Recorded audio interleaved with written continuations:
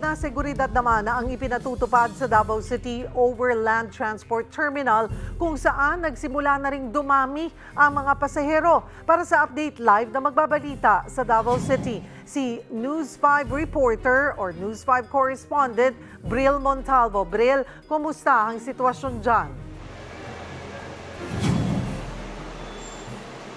Cheryl, andito tayo ngayon sa Davao City Overland Transport Terminal.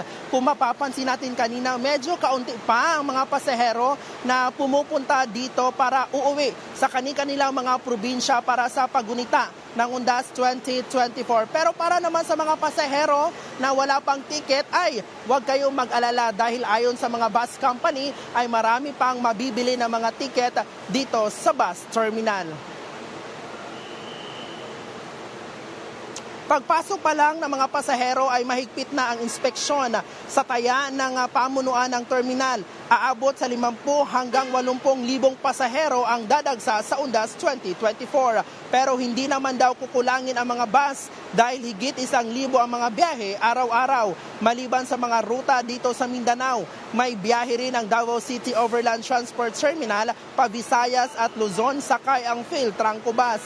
May 3 itong biyahe kada araw mula dito sa Davao City papuntang NCR. Samantala, Cheryl, sa mga sementeryo naman, naka-heightened alert status ngayon ang Davao City Police Office. Kahapon ay isinagawa ang send-off ceremony sa higit 13,000 security forces na magbabantay sa nasa 40 sementeryo. Mahigpit na rin na ipinagbabawal ang pagdadala ng mga matutulis na bagay gaya ng kutsilyo sa loob ng mga sementeryo. Bawal din ang pagsusuot ng mga jacket, pagdala ng mga sound system, maging mga alak at iba pa. Ipinagbabawal din ang pag-overnight sa mga pampublikong sementeryo. Pero para naman sa mga pribadong sementeryo ay nakadepende na ito sa management kung papayagan nila na mag-overnight ang mga dadalaw. Bawal na din ang paglibing ng mga bangkay mula October 30 hanggang November 3 sa mga sementeryo. Bukas ang mga pampublikong sementeryo sa lungsod mula alas 6 ng umaga hanggang alas 8 ng gabi. Mahigpit ding ipinapatupad ang one entrance, one exit policy para sa mga sementeryo. Yan muna ang latest dito. Balik sa iyo dyan sa studio. Cheryl?